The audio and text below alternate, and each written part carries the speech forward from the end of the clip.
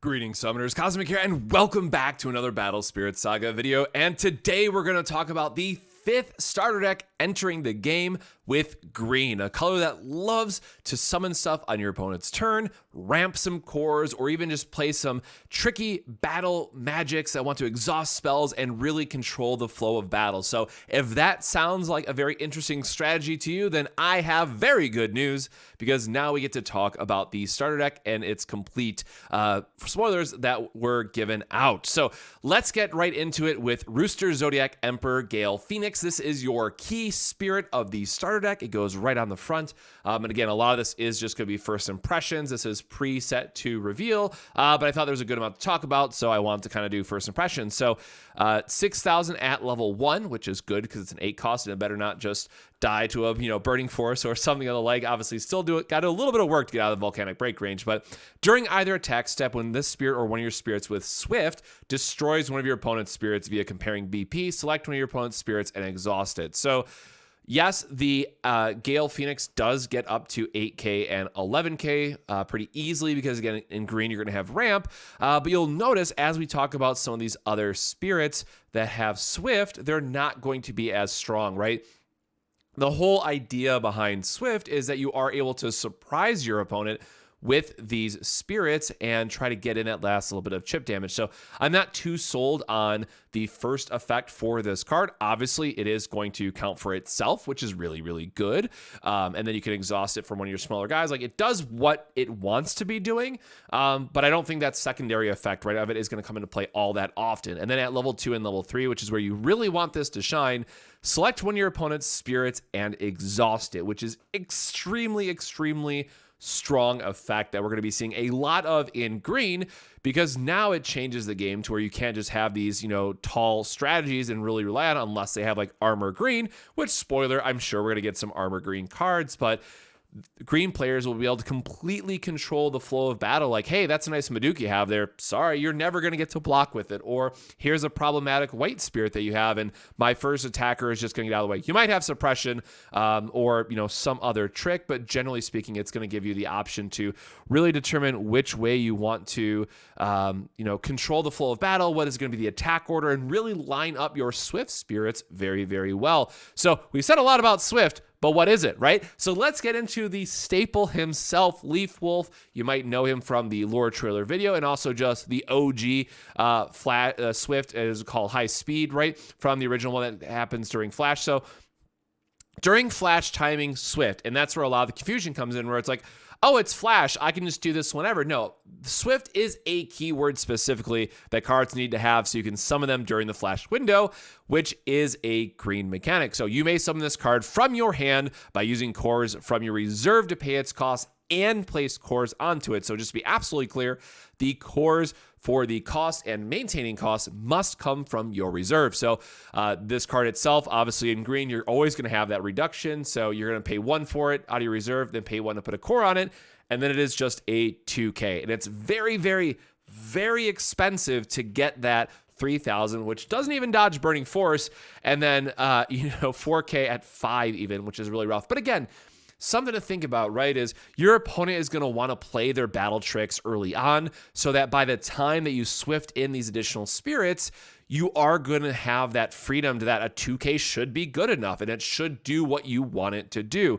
Now, there are going to be other ways to either buff up spirits or, get cores back into your reserve so that you can have an easier time summoning them. I really, really, really love Leaf Wolf. I think this is going to be a staple, and maybe not a full-on Swift deck like I had hoped, right? That was my one big wish for green, is that we get a dedicated Swift deck. And I don't think, maybe I'm wrong, but I don't think the X-Ray is going to be good enough to say like, hey, this is really the all-in Swift spirit that we want. And I'm hoping that we're going to get an X-Ray out of set 2 to kind of round this out. And then like Gale Phoenix is more of a secondary role. We'll wait and see. But if we do see a Swift strategy, or just in general, green decks wanting a Swift spirit, right, I think Leaf Wolf is definitely going to be the way to go, because it is so low, and green decks want to have cores in the reserve anyway, so you can always keep your opponent guessing on what you have. And again, Leaf Wolf just being very, very efficient does what you want it to do.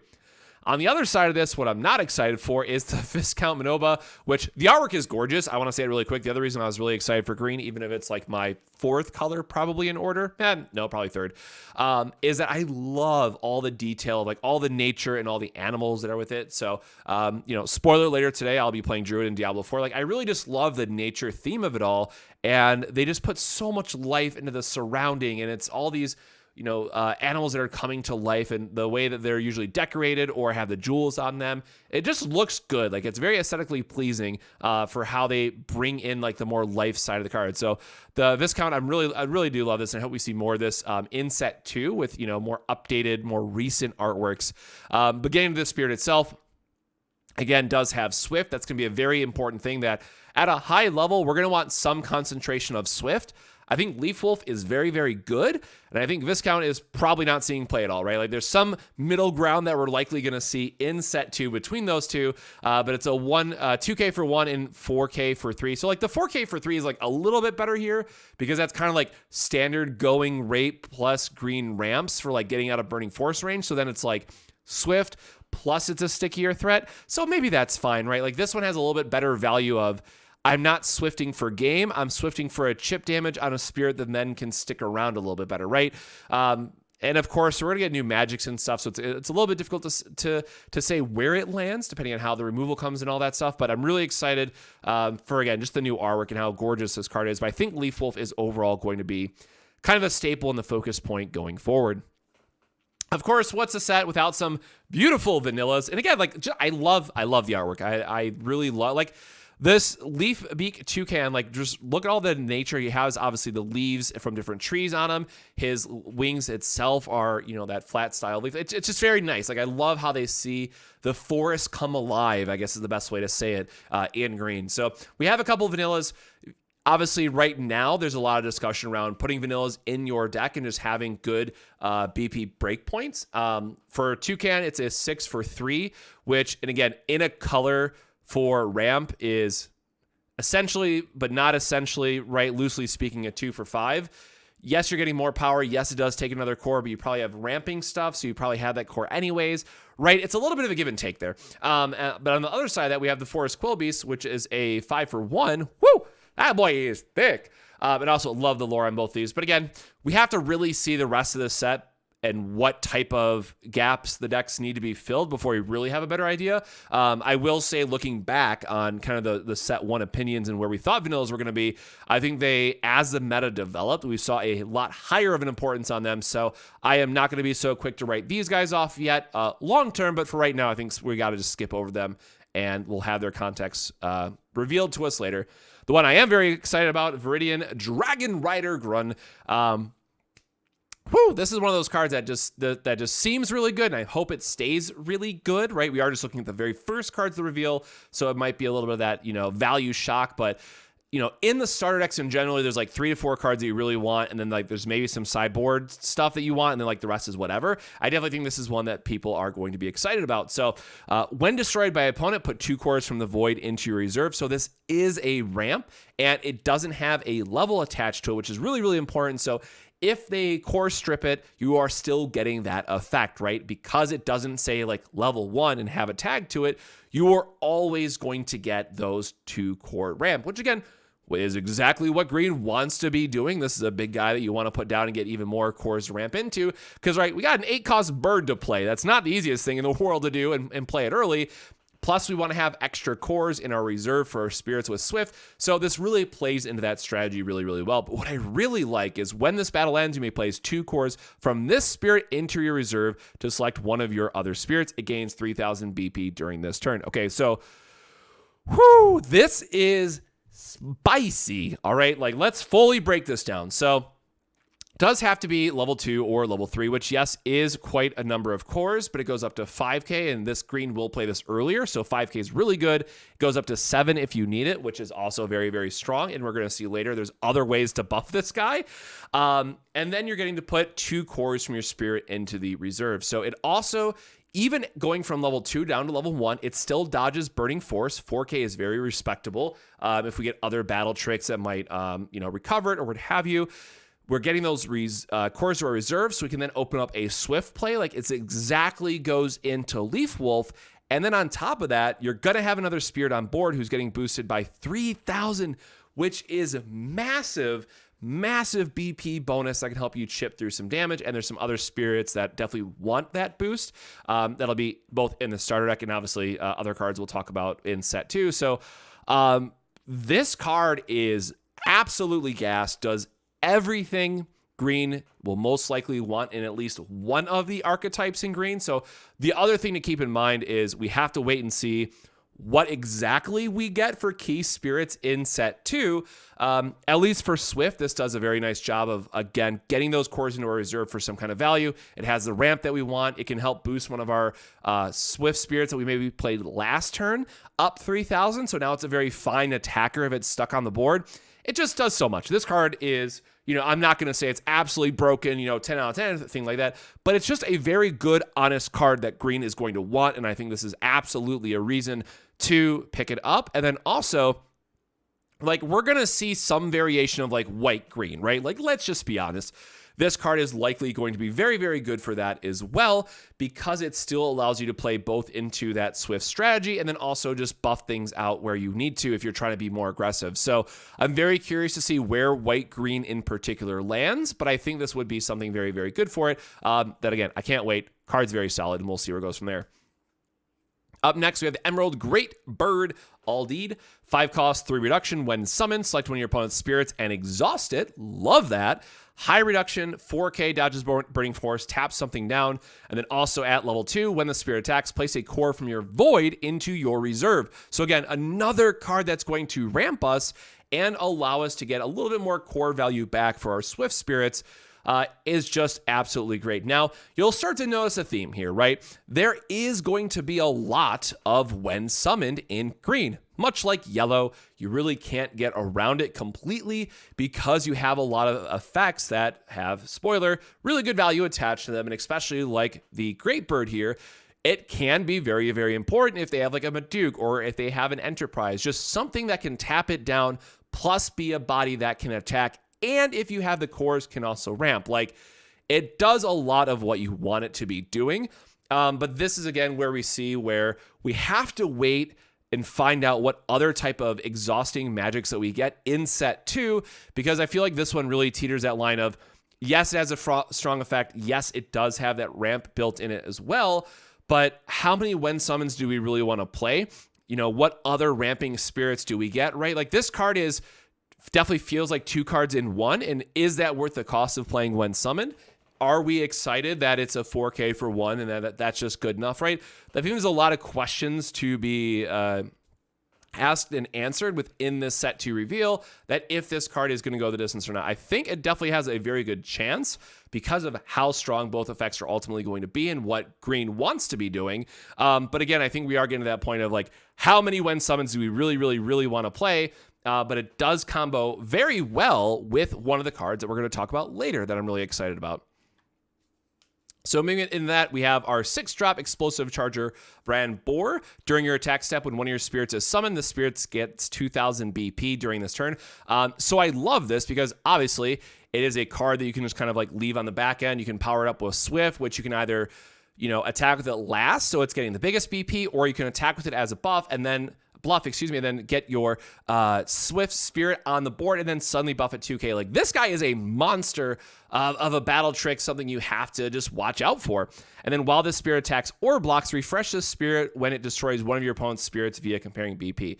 Yes, it does cost 4 cores. Yes, it's at 9K, but suddenly this guy very quickly says, look, I am dealing you a damage, or I'm just going to keep buffing this guy until I deal a damage, right? Like, you have to answer this at some point. I think for a starter deck, this is very, very good at what it wants to be doing. Yes, I think it could be very solid in a more Swift-focused deck as just a spirit that you want to stick and have that ability to force through that damage.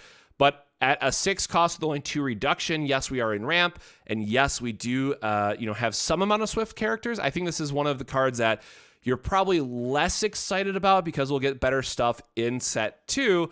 But again, I wouldn't be surprised if that level 2 ends up being a very, very strong effect. And then also, of course, we'll have other ways to BP boost it, in the set and also in the other starter cards, that like sometimes it's just fine to attack for a 10k or 11k, right? Like he can do a lot of work himself. So I love that it is in theory like a must answer or take a damage sort of thing that can get out of a very large range of early spirits by going up to 10 or 11k. So I'm excited for this one to get brewed up and kind of see where it goes, but we'll definitely have to wait to see what kind of X rares we get and like how much ramp we have, how much BP boosting we have. But overall, I think this is a very solid card that can absolutely find a home. Getting into the day 2 spoilers, we have who I'm just going to call Matt because he's just a little fungus bro. When summoned, you may exhaust this spirit to place a core from the void onto it. So you'll notice the BP thresholds are terrible, and that's probably fine, right? Like we want more spirits that can stick on the board, act as a block during our following turn, and then just get us a core from the void, right? Like it does a lot of things that we want to be doing in early game. Obviously, past turn 1, it's probably not going to feel as good. It does get the the ramp of itself, which can then be used for something else. Maybe we're going to get the 0-cost spirits for green as well. Like there's a lot of early game ramp that green wants to establish where this is just fine, right? Like we want to get a bunch of cores early so we can play our bigger stuff. And this is likely going to be one of the best things that we have for it. Again, it is a when summoned, which is going to be very interesting to see how it plays out with the big bad boy, Star Blessed draw in the format, and then whatever else we get in set 2. But I think this card is probably going to be absolutely gas in what you always want in green ramp strategies, that you are playing this as a 4 of no questions asked. The card is just gas, right? So I'm really curious to see if we get more plant folk, because again, love the design. I love like the forest coming to life theme, and I think it's just really great artwork. So maybe we'll get more plant folk in the near future. Going into our 1-drops, we have Capricorn, which I love the sound waves coming out of its horn. Like it's just a really great design for it. 1 cost 1 reduction, so it can be a free 1-drop, right? As we like to say. At the start of the step, if the spirit has a soul core on it, place a core from your trash into your reserve. So this does happen during your opponent's attack step, allows you to get more swift. This is one that really wants to probably lean itself more towards like the green late game strategies that want to play like very heavy magic control, or maybe like a green white, just get some stuff back, or you just play Mothership and then it gets them all back anyways. Like I think this one definitely has a very weird spot. Like it feels a lot like Crafter Fairy to me, where it's like, yes, it's a 1-drop, yes, it can be free, yes, it's more early game ramp, which is all nice and everything, but it's probably going to have a very narrow focus in type of what decks it wants to go in. Even with Swift, even with the magic, like I think there's probably just going to be other spirits you want to play. So not terribly excited about this one. I might just be terribly wrong as well as we get more set 2 cards, but I definitely think the limited focus of it is going to be a drawback for it. And again, should be that we get enough ramp that a single core coming back shouldn't be that big of a deal. But we have to wait and see, of course, what some of the other cards are looking like. Another vanilla from there, the AntMan Soldier, a 2 cost 1 reduction. I like that it's a 2 for 4. So if you just need some early game blockers in green that maybe you don't hit your ramp, maybe you just need a little bit of a deck filler so you're not just dying to aggro. 4K is good enough, right? It's sticky. It's basically like Carbuncle from Yellow, but it's cheaper, and it has the 2 cores. It's same cost. You get it down maybe a turn earlier and then get to deploy something else. Like it does a lot of nice stuff just for early blocks, and obviously a 3K for 1 that early is very, very good as well. This is definitely something like, yes, if we see more aggro decks, totally fine. You're probably running some number of them. If we get more into like this mid-range heavy game, then I'm not that excited about it, right? It's just, this is very, very, very much a wait and see, but probably just going to be going into the bulk box as were. Now, finally getting into some of our Nexus, the Airborne Crag for a 3 cost 1 reduction. During either attack step, when one of your spirits is summoned, it gets 2,000 BP during this turn. So this is very important, right? So both offensively and defensively, but if you think back to what we said about Swift, right, it is going to have a lot of lower BP thresholds. So this is a Nexus that you can play early. Obviously, in multiples, this gets insane. And it is likely something that the Swift deck is just going to want to play because, again, every deck, or I should say almost every deck, wants some Nexus that are good for their strategy, because at worst, it is a very sticky symbol on the board. So you can have that, pip of reduction more likely turn after turn. And then also just helps smooth out some turns and ramp up into some other plays that are also still synergistic with your deck. What's interesting is that second part too is during your end step, refresh any of your spirits with a soul core on them. So This is where it gets really interesting, right? So a 3-for-1 is kind of like whatever reduction wise. Like a lot of decks can splash this. I think 3, is, as many of us agree, is like the good top end that you probably just splash it and it's whatever. You put 2 cores on it and then refresh any of your spirits with a soul core. That's any color. Like I had to like read this twice just to double check it didn't say green, but like this is a very splashable Nexus, and it might be something that we then see within the set 2 spoilers, be it the Void Lords, be it Tokiwa, right? There's definitely some shenanigans to be had with this card. Getting to always have that refresh, or even like a Buffalong Bill, right? Like can be really, really strong that you get to attack, bounce something, and then restand it so it can bounce something else on its turn. Like I am really looking forward to seeing where this goes from just being a good value Nexus. And again, probably have to wait for Swift where you get like the most out of both sides of this card, because you don't want to just run a Nexus a lot of times that's a blank for the first effect. That's why like Star Altar and some other cards that we had in set 1 really didn't get to see play, but I think that is potentially a very strong level 2 effect that we could see in other decks, and I just really am curious to see where that goes. I'm very excited for this one. I think it's just very, very spicy. From there, we do have the Sacred Tree Stump City, 4-cost 2 reduction. During your attack step, the first spirit you control that attacks each turn gains 1,000 BP for each green spirit. So this is where I talked about, we had the Boar, we had Grun. This is fantastic for those cards. It rewards you for getting those Swift spirits on the board, swinging with a massive, massive, massive Boar who is now getting up to 11K, 12K, 13K, right? Green loves its power threshold, and we saw within the set 2 spoilers, Tokiwa goes up to a 15,000 battle power for 1 core spirit. Like, yes, they have to have a Void Lord, but that's probably going to be killing some stuff as it goes. So this is, again, it is a starter deck 1. It does have that Scorched Battlefield, like during your opponent's attack step, draw a card when you reduce to life for 3 cores instead of 2. That's probably fine as well for the Boar. Green really, really lacks draw power. That is going to be a consistent theme for the entire set 2. I would bet my bottom dollar on it. So this could be a lot better than it seems at first glance. Again, we really need to wait and see where some of those other card reveals come in from set 2, but I really do like both of these Nexus, and I feel a lot better about these Nexus than I did like Spiral Tower for comparison, right? If we think back to the yellow starter, I definitely feel like these are a little bit more flexible and have more options that we could see them in more decks. Getting into our magics, we have a unfortunately nerfed Binding Thorn, but Needle Shot, 3-cost 2 reduction, made or flash, select one of your opponent's spirits and exhaust it. Obviously, this combos very well with purple, but again, just goes back to the theme of green really wants to have more of that board control and manipulation to control the flow of battle and figure out which ones the spirits they want to attack with in order, right? So really do love this card. I'm sure it's going to be a staple. The card is very, very strong at what it wants to be doing, so 100% Needle Shot's going to see play. Love this card. I'm not going to go as far as to say it's going to be as good as Dream Bomb, where everyone is buying a starter deck of white just to get 4 Dream Bomb, but Needle Shot, I could definitely see a lot of people buying it just to have Needle Shots, because we are going to see a lot more of these like key mid-range, threats that come online, and it's just a great way to, we attack with our Gale Phoenix, then we Needle Shot, and then they're, down 2 blockers very, very quickly, and they might just be dead on that turn if they don't have an Ice Shield or some proper follow-up. So Needle Shot, very strong card. Love to see it. Getting into our ramp spell, 2-cost 1 reduction, multiple cores. Select one of your spirits, place a core from the void onto it. So it is free in that regard. But then what's interesting is it does have a when summon part to it. Select one of your opponent's spirits and exhaust it. You may then pay the cost to get the effect. Like, yeah, like it's weird because like you want to be very proactive in like setting up your turns and making sure that you're ramping so that you can do something on your next turn where your opponent might not play as many when summons. So like the mirror match, right? This is probably insane. And like you get to play that mind game of, am I going to ramp them? Am I going to lose a blocker sort of thing? So I think that's nice that they attach something onto it, I guess.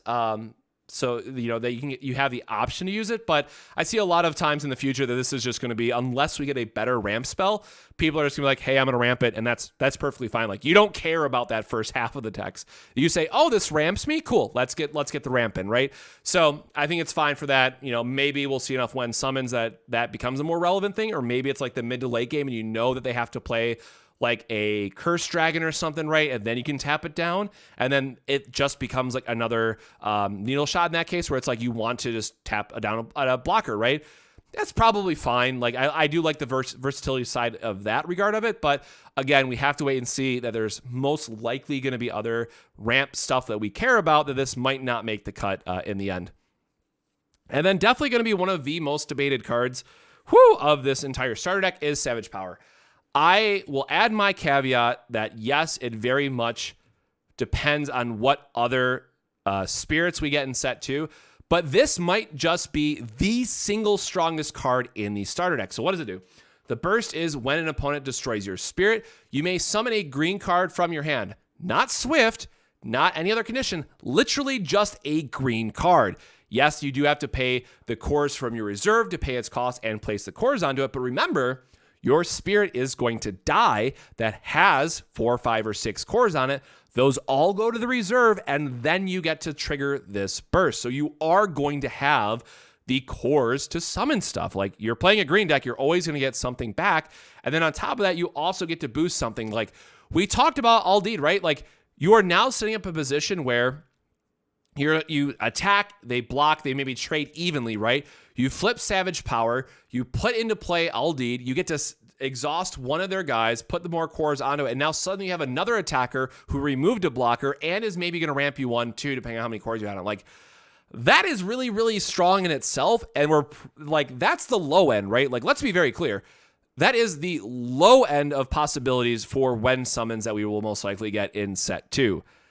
That's insane. Like, that, if we get one that says exhaust 2 or something, like, Savage Power has the option to go the distance. Now, again, it does, as your opponent has to now play around these burst cards, like, it's not just, oh, they set a burst, it's Absolute Ice Shield or it's Star Blast, right? Now it's Savage Power. Now it's Absolute Ice Shield. Maybe now it's Star Blast in the mirror. So your opponent is really going to have to guess if they want to destroy something or not, because the crackback and punishment for it could be devastating.